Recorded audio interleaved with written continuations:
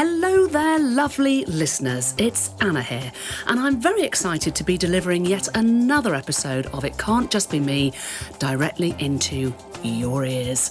This week, we're going to be talking all about open relationships and non-monogamy, which is something I have always been fascinated by. Is it really possible to have an open relationship and for all parties involved to be happy? Let's find out. This is It Can't Just Be Me. Hi, Anna. Hey, Anna. Hey, Anna. Hi, Anna. Hey, Anna. Hi, Anna. Hi, Anna. Hi, Anna. It can't just be me who's really struggling with staying faithful. I definitely got menopause brain. I really want children, and he doesn't. I had feelings of jealousy, It's just all around the middle. I feel like a Teletubby. and then I hated myself for feeling that way. If you've got any advice. I would really appreciate any advice. It can't just be me. It can't just be me, right? On this week's show, we are delighted to welcome sex educator extraordinaire Ruby Rare. Ruby is currently lighting up our TV screens with their new show, Sex Rated, on Channel 4, which they present alongside the fabulous Rylan Clark. Now, if you've seen trailers for this or caught an episode, then you'll know that this show is, what can I say, just brilliantly bonkers, because in each episode, participants get honest feedback from their exes on how good they were in bed. Can you imagine? But Ruby is on a serious mission to get people talking more honestly, positively, and inclusively about sex and relationships and what they really want when it comes to intimacy. They're an author, presenter, and non-monogamous themselves. So who better to help us through our dilemma today? Here they are. It's Ruby Rare. Ruby, you sound absolutely amazing. Thank you so much for joining us today on It Can't Just Be Me. Well, thank you very much for having me. That was a lovely intro. Well, do you know what? I have to say that you are all about pleasure and joy. And so I feel that we are totally on brand when we say that it's a pleasure and a joy to have you here today. How are you? You okay? I'm good. The sun is shining. We're about to have a lovely conversation. I'm having a great day. I know. You've come all the way from Margate by the seaside. Yeah, had my nice little gentle train journey in. Got to listen to my tunes. Oh. I don't know. I've woken up really on the right side of the bed this morning. Oh, thank God for that. Yeah, it doesn't always happen. God. Now, I have a listener dilemma that I want to get your advice on. But before we dive in, every week I ask my guests to share their very own It Can't Just Be Me dilemma. So what have you got for us? Mine is, it can't just be me who buys a new item of clothing and then never wants to take it off and will just unashamedly wear it for the next week. I have got these trousers and I'm never taking them off my body. Can I just say, I mean, when you came into studio this morning, you are a vision in velour. Can I say, there's a beautiful velour kick flare going on. The Juicy Couture is coming out. I've hunted for these trousers for months on Vinted and found them, and they've just arrived. And honestly, they've changed my life. But it's that feeling of just being like, this works for my body. I'm never taking this off. I love it so much. You look amazing in head to toe. We're talking Juicy Couture, the whole sort of all vintage the bling. juicy, the bling. It's got all the Swarovski crystals all over it. It's amazing. The little crop top going on there. Absolutely stunning. For me, what's so embarrassing is that back in the 90s, I was there when the whole Juicy thing came out, tried to do it, just doesn't work for me at all. I just look like a sort of lemon stuffed into velvet. I think the cut's changed since the 90s. I hope so. Because I was desperate to try and get a pair of Juicy tracksuits, and my mum just wouldn't let me because it was way too expensive. And I remember pining after it. So it feels like I've made my little inner child happy. But I think we should get you in some. It might make you feel honest. There's a powerfulness to it that I can't describe. I don't, it's very new for me, and I don't know what it's doing to my identity. Ruby, I feel like maybe I should try again, but I'm worried. I mean, you're telling me the cut has changed, which, Christ, I hope it has, because if I looked like a lemon when I was 23, I would now basically look like a grapefruit. So I don't think it's going to work. Grapefruits can be sexy. I love a grapefruit. Yeah. Well, I mean, you. Next time I see you, we'll be matching. I'm determined. I feel as though now is the right time to introduce our psychotherapist as well. I mean, Chris, you are the founder of the Queer Therapist, an online therapy service providing gender, sexuality and relationship diversity therapy. Thank you for being with us today as well. Are you wearing a velour tracksuit? Thank you so much for having me here, Anna. I am not wearing a velour tracksuit, but honestly, I feel like it's a flash from the past is happening right now. I used to work in Harvey Nichols selling juicy couture tracksuits, and I could have got you a discount. But I remember at the time being like, so I'm a little bit neurodivergent as well. The textural side of velour, sometimes I'm like, ooh, yeah, this is really nice. This is really delicious. And other days I'm like, oh my God, I can't touch it. I cannot touch this texture. So yeah, I have a kind of either or relationship with velour in general. So you could have got us a dizzy on the whole juicy couture tracksuit back in the day. I mean, not to throw any shadow on Harvey Nichols, but there wasn't a great discount. I think it was something like 5% for staff that work there. To be honest, I think you're better off finding these things now in vintage shops. Just the word vintage for me, given that I was there first time around, is triggering. However, let's turn our attention to this week's listener dilemma. Now, this email came in anonymously, but I'm going to suggest that we call the person B for today. We don't know the gender of this person either, so we'll be using they, them pronouns. Here we go. Hello, I'm in an open relationship with my partner of 10 years. We've never had a great sex life, and a year ago we had an adult discussion about having sex with other people. We do talk about our liaisons from time to time, as it's healthy to talk about it and support the other through any issues or problems. My dilemma is, these conversations are sometimes hard to have without the other person being offended or oversharing.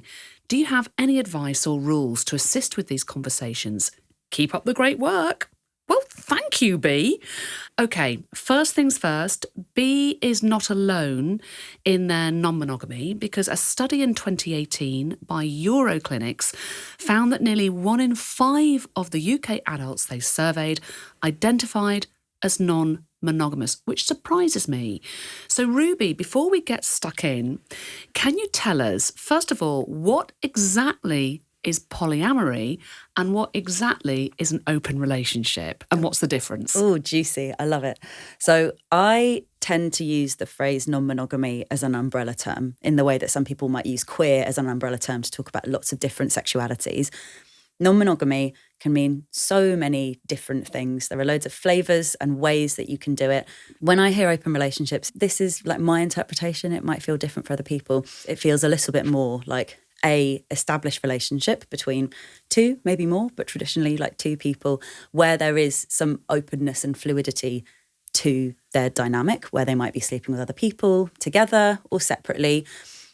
I also think there's maybe something a little bit more about there being sexual adventurousness and loveliness happening, but maybe less so in terms of like longer lasting, loving, romantic relationships with that phrase open. So we're saying that maybe in an open relationship, it's more about the sex rather than the love of another person. I think so. And again, it's always up for interpretation. But I guess with polyamory, when you break it down, is it Greek or Latin? It's like many loves. Yeah. It is talking about connection and loving relationships in lots of different ways. And that might look like someone having more than one partner who is really important to them and might look like your kind of traditional like boyfriend or partner or girlfriend. So basically, more than one love, basically. Yeah. And we all have more than one love already. We're really obsessed with how we categorise romance and sex. But if you think about the friendship and familial love that you have in your life, we all hold multiple loves for different people. Yes. And I really like being able to have that perspective and then shine a light on the romantic and the sexual interactions that we might have as well. I mean, you've really made me think there, Ruby. That's my job. Thank you very much. You're doing it very well already. Because, yeah, you're right to say that we have more loves in our life. It's not just about our intimate partner, is it? That you can love your girlfriends, you love your siblings, you love some of your work colleagues.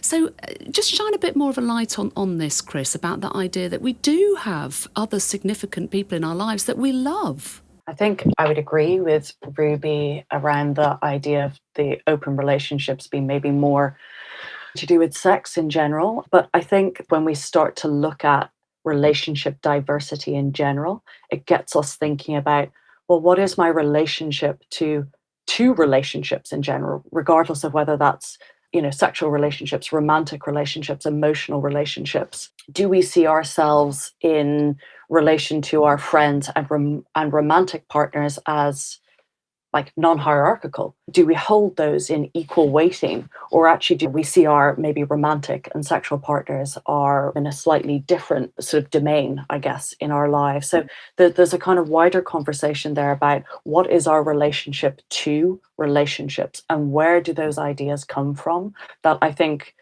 non-monogamy really gets us thinking about. Absolutely. Well, look, let's talk specifically about the non-monogamy and open relationship in an intimate sense. Why do you think, Chris, that people want to have non-monogamous relationships? Because it is obviously outside of the norm. I think it's good to compare it maybe to how we think about sex and gender. Just to start out, I guess we grow up in a world with these heteronormative ideas. So again, it's normal to be straight, it's normal to be cisgender, and it's also normal to be monogamous.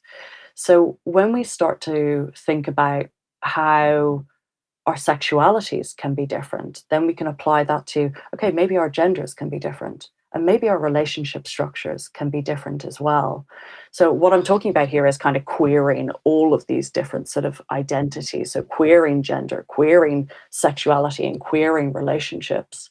So I think a lot of people have felt, those who have been monogamous, a lot of people have been almost like practicing in a relationship structure that does not align with their own values.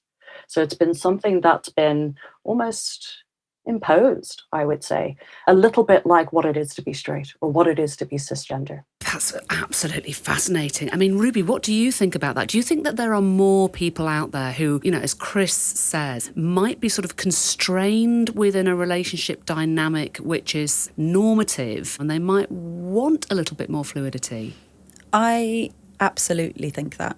And it's also really important to stress that all of this conversation isn't about like denying monogamy or suggesting that that's a wrong thing to do. Monogamy is a really beautiful way to form relationships, but it's just one of many. It's about exploration, and it's about having choice to design your intimate relationships the way that you want them to be, rather than being so prescriptive. There can be quite a sort of demonizing, almost like slut-shamey perception of people who are in open relationships, of like things not being enough for them.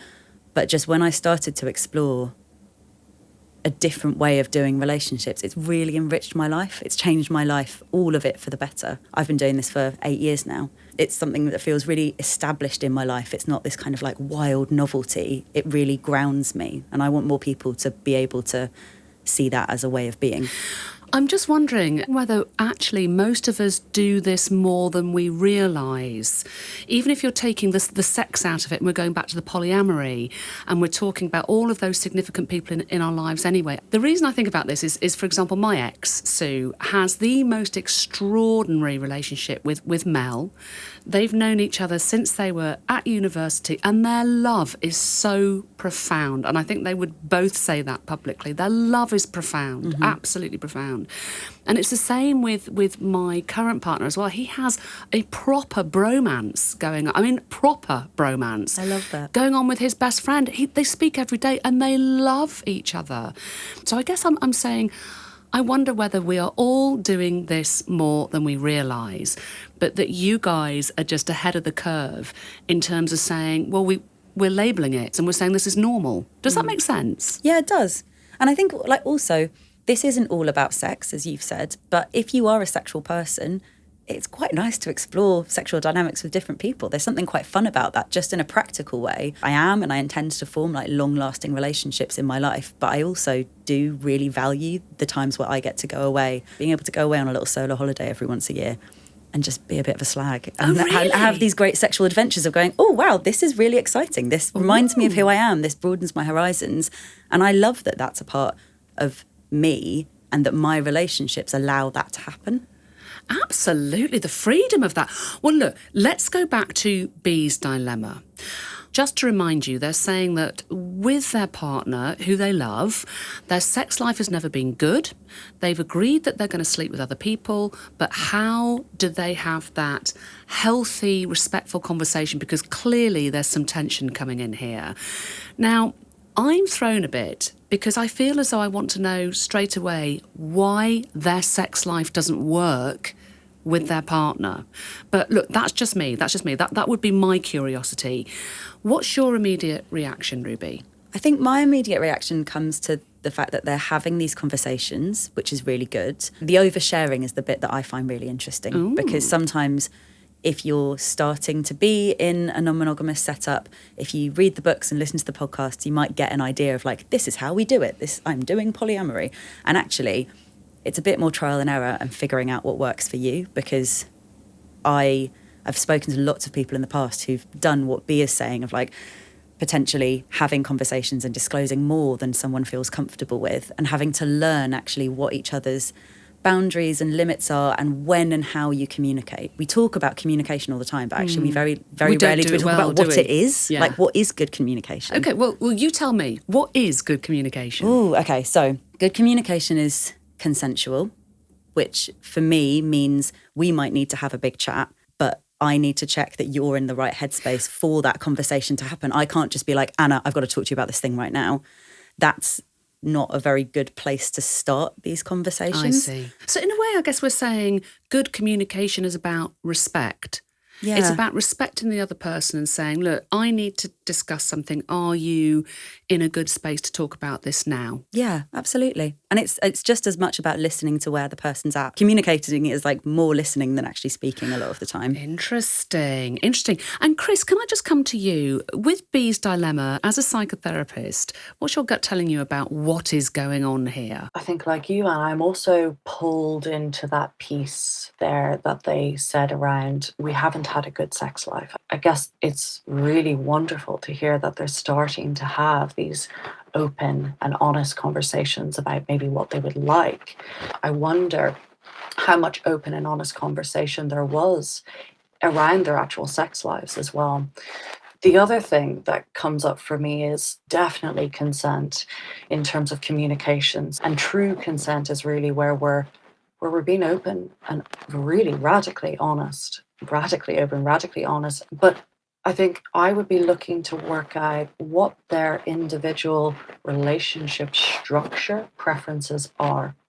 So again, if they were coming to me, I would be looking at things like, do you have a sense of what you individually need in a relationship? So for some people, that could be, yes, sex is absolutely something that I need regularly in the relationship, or I need to have sort of a clear idea about what to expect in this relationship, whereas other people might prefer more flexibility, more open negotiation in terms of what's agreed.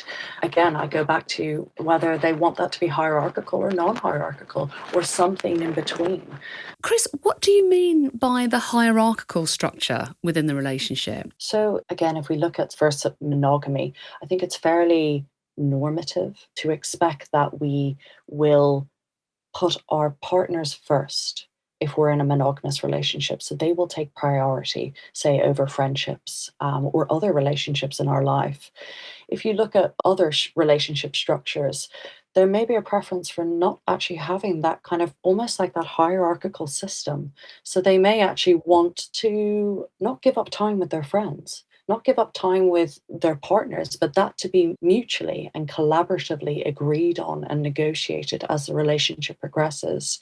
And that's really, really important because, again, I'll see a lot of clients who are absolutely in love with each other and are dedicated and share values, have aligned values and aligned dreams for the future. But that difference in terms of whether they see themselves as hierarchical or non-hierarchical can be a real non-negotiable actually in a relationship. It can be a real fundamental. Because you do hear, don't you, in marriages, so again, we're talking very sort of normative relationships here, but you hear often in marriages the sort of husband going, well, I come sort of below, there's my wife, the kids, the dog, and then me. So what you're saying, Chris, I think, is that you've got to agree with your other half about, well, where do I fit within this hierarchy? Yes. And again, goes back to what Ruby's saying about consent, true informed consent. And that does mean being radically honest about, this is what I need. And we might not know what we need. And that's okay. Radical honesty isn't like just disclosing everything as well, because there can be a bit of a difference with that. Which is what B is saying, isn't she? Yeah. She's going, well, hang on a minute, this is becoming a little bit difficult within my relationship, because they say we do talk about our liaisons from time to time, as it's healthy to talk about it. But my dilemma is that it's hard to have without the other person being offended or oversharing. So what you're saying, Ruby, is radical honesty is all well and good, but actually is the other person ready for that? Have we agreed this? Well, it's radical, as Chris was saying, it's radical honesty about what you need and all of the conversations about what the relationship dynamic looks like. But it doesn't mean that it's an open invitation for radical honesty being like, oh yeah, I went over to this person's house last night and I pegged him and then then this happened and it was like, some people really enjoy those conversations and that can be a bonding thing almost, although you need to make sure that you're okay sharing that information about another partner as well. With more people, it just becomes a bit more logistical consent negotiations. You can communicate everything that someone needs to hear without going into loads of explicit details. If that's something that's like, it's just not for them. They don't need to have that visual image. I'm presuming that you've been in this situation before, Ruby, as a non-monogamous person. How do you find the right way to talk about it with your significant others? Again, it's been trial and error, and I think B's in a really good place of being honest about this, because one thing is you're never going to always get it right. And so especially in that first couple of years, it's embracing the fact that sometimes things go wrong. Sometimes you say a bit too much and actually some feelings are hurt and you learn from it. That's okay, and that's kind of part of this. The aim isn't striving for perfection. It's about creating something a bit more human. And have you experienced that where you've overshared with a partner that you've thought, okay, they're ready for this, and oh my God, I went out with this amazing woman last night. She was incredible. And that your other half at that point is going, hold on a second. Yeah, I've definitely done that, and that's definitely happened to me as well. And it's not a fun feeling. There's something about having an image in your mind about sex, which can kind of like play on someone's mind. Yeah. But also it's about the emotional side and some of the romantic stuff as well. In terms of how I historically have experienced kind of insecurities or jealousy, it's actually much less to do with sex and more about a partner having like a really, really massive crush on someone and then kind of falling for someone and going, ooh, okay, those feelings feel a bit tender. And actually, I don't need you to say exactly how head over heels you are. I need you to say that like you're really involved and you're really enjoying your time together. But I don't need to know all the ins and outs of like how you're romancing each other. Now, this is interesting. I can see Chris nodding. So you have heard this before with your clients, have you, Chris? Yeah, absolutely. And again, as Ruby says, it's accepting that we're going to get things wrong and we're going to make mistakes in this process. But if we stand back and look at this is about growth, this is about change, this is about moving in the direction of travel that means that everybody is happy. And yes, I definitely see this with a lot of my clients where something will be said and that will absolutely hit a nerve and there'll be an emotional charge to that, and that could be for all variety of reasons. That could bring up attachment feelings there within the relationship. So it's complicated, but it's kind of proceeding with care, I think. Care Well, again, in a lot of this. I'm going to drill down a little bit more into this, because I do know a few people who are either in non-monogamous relationships or have tried non-monogamous relationships. And it seems to me that in the people that I've met, it has not ended well. And it seems to me that there's always one person who's not as happy as they pretend they are. That they're saying, yeah, no, this is great. Yeah, this is what we do and it's fine. So I'm interested in what you just said a second ago, Ruby, which is, it's a little bit tender when I sense that somebody might actually be falling in love with somebody else. So there is a clear difference, isn't there, between sex and then falling in love when the emotion comes in. Is that where it becomes difficult? I mean, I think there's challenges with all of it. And I think often there's really intense feelings in sex. All of that can be tied up. I think you can't really have sex without care and intimacy and and like a form of love. From what you're describing, it sounds like the people in your life might have already been in an established monogamous relationship and then changed things. That's not impossible, but it's tricky because you've already got all the context of what that monogamous relationship looks like, and you're kind of having to actively undo that. And I know lots of people who have done that and it's worked. I also know people who've given that a go and it hasn't done, and that's okay as well. I don't think it means that non-monogamy as a whole is a failure, but it's just actually that wasn't the right thing for those individuals, or for one of them, if one of them actually just wasn't as into it. There's something different about establishing non-monogamous relationships. When I've met like a couple of my more longer term partners, we met each other being like, hey, yeah, I'm doing this. This is the flavour of non-monogamy that I practice. What does yours look like? Oh, cool, they align. We're looking for similar things. Do we get on? Yes, let's have fun. So what needs to be in place then for a non-monogamous relationship to work? Are you saying, Ruby, that it's about finding that other person who's also into that kind of fluidity? Is that the key to this? Yeah, I think it can be. I think you've got to have a really strong sense of self and know what it is you're curious to explore. Doesn't mean you need to have all the answers. And it's finding people who are like-minded, definitely, and finding people where you can really establish a sense of trust. And that's easier said than done. But I think when you can find people where you know you're not always going to get it right, but there is the care and respect and trust as a foundation to that, then you've built a solid foundation for whatever can come after. Yeah. Chris, I know this is a bit of a tricky question for you, but as a psychotherapist, if you had a couple who were in a monogamous relationship come to see you, and one of those people was saying, do you know what? I'm a little bit dissatisfied with our sex life and I want to start exploring more, and the other person felt a bit uncomfortable about that, what issues would you be looking at? I think with therapy, a lot of the time, we come with something and then there's lots more underneath the surface. So I'd be really looking to explore, okay, well, what does that mean? What actually is going on here behind that? Because it might be sex. Yes, it might be as simple as that. It might be sex, or it might be something more deep. It might be to do with, again, misaligned values, or there could be an emotional charge. Maybe it means something to that person. You don't care about me, or I feel abandoned. It's really about digging down into what that meaning is. And just finally, Ruby, I've got to ask you, would you ever consider monogamy again? Oh, I don't know. I've been reading an amazing book recently, which is called Polyamorous Elders. And all of these case studies of people, older people who either have been non-monogamous for centuries, decades, that would be impressive, or have kind of found polyamory later in life. And I just found it so inspiring. It made me really excited to retire and to be a little polyamorous babe. Never say never, but I would be quite surprised if I ended up in a completely monogamous relationship again. Oh, fascinating. I'll have a look at that, actually, because that really appeals to me as well, the fact that as you get older, you're not dead.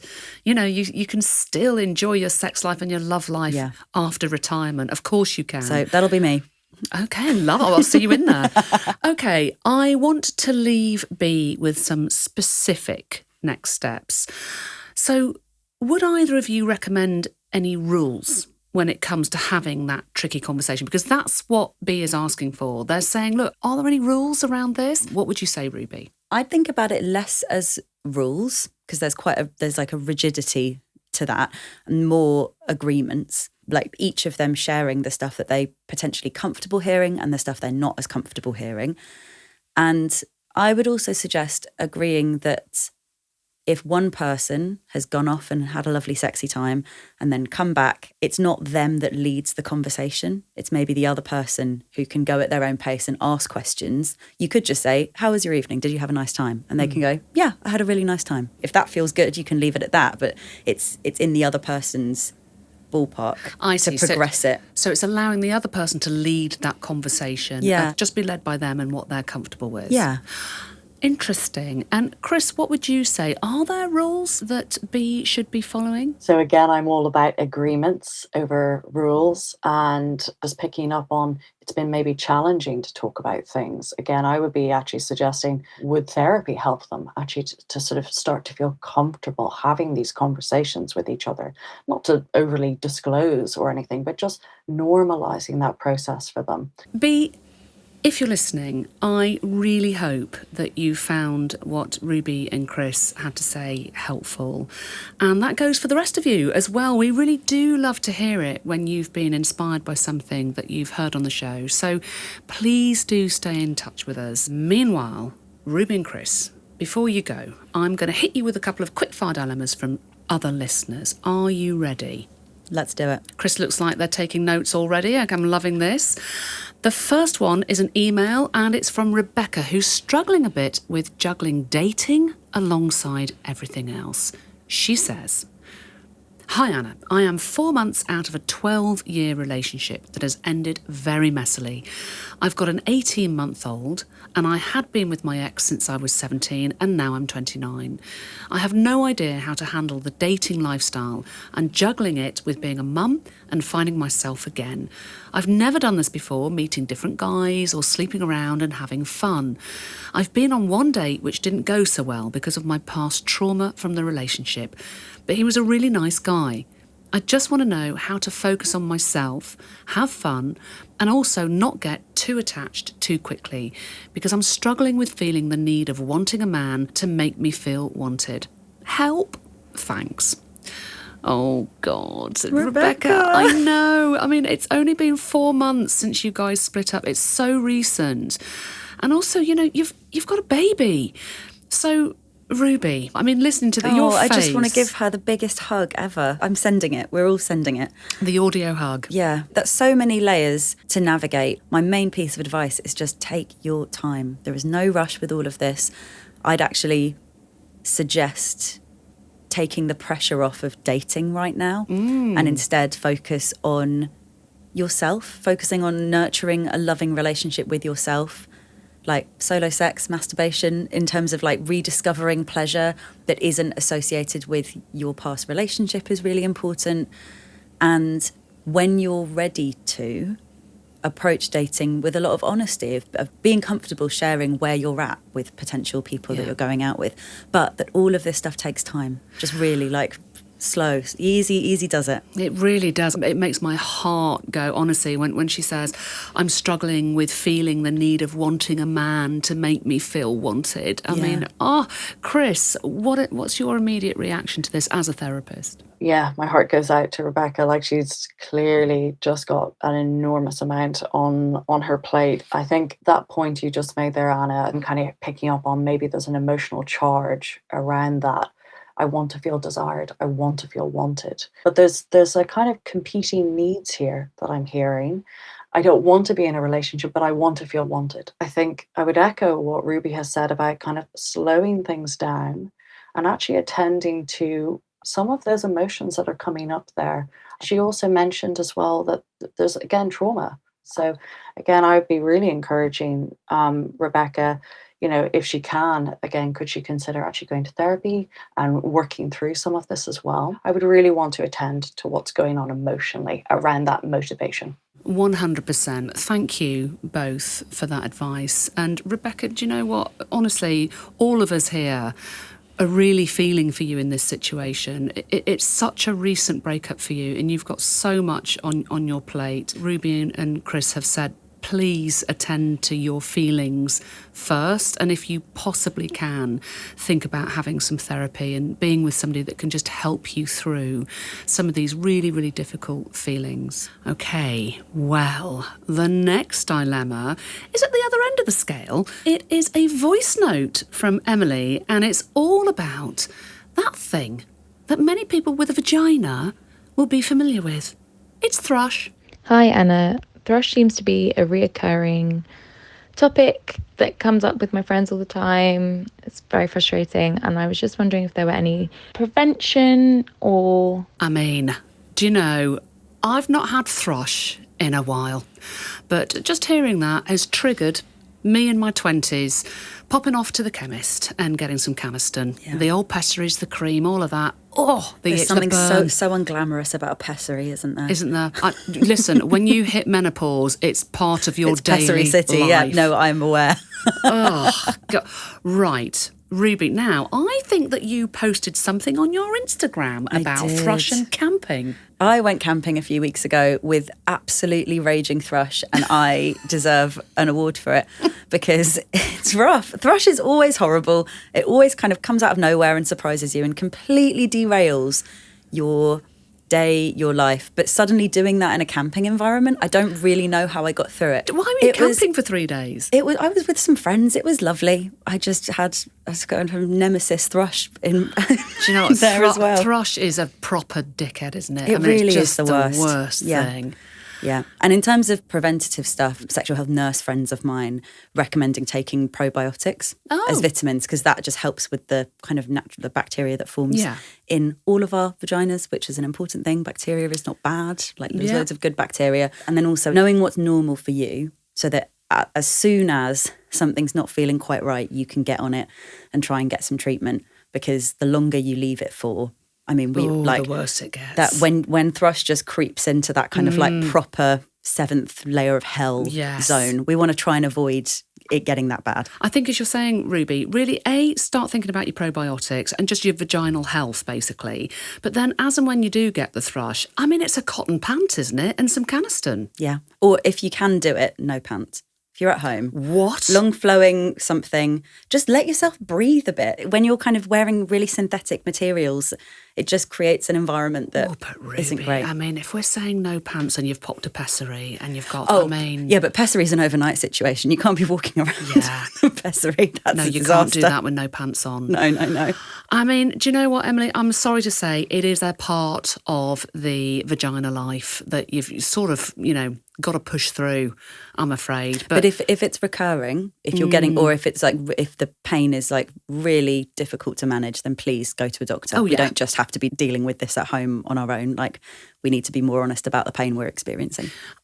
Listen, Ruby, it has been a total gift to have you here with me today. Thank you so much for sharing your wisdom with us. And that goes for you as well, Chris. We couldn't have done this without your therapy expertise. So thank you to both of you. I'll be back next week with a new episode of It Can't Just Be Me. In the meantime, if you find yourself with a dilemma and really need some advice, then drop me a voice note at itcan'tjustbeme.co.uk or you can email your dilemma to itcan'tjustbeme@podimo.com. And if you can't get enough of the podcast, which frankly is understandable, particularly when we're talking about thrush, then you can find us on Instagram, TikTok, YouTube and Facebook. Just search for It Can't Just Be Me. Because whatever you're dealing with at the moment, I promise you, it really isn't just you. From Podimo and Mags, this has been It Can't Just Be Me, hosted by me, Anna Richardson. The producers are Laura Williams and Christy Calloway-Gale. The executive producer for Mags is James Norman Fife, and the executive producers for Podimo are Jake Chudnow and Matt White. The editor is Charles Tomlinson. Don't forget to follow the show, or for early access to episodes and to listen ad-free, subscribe to Podimo UK on Apple Podcasts.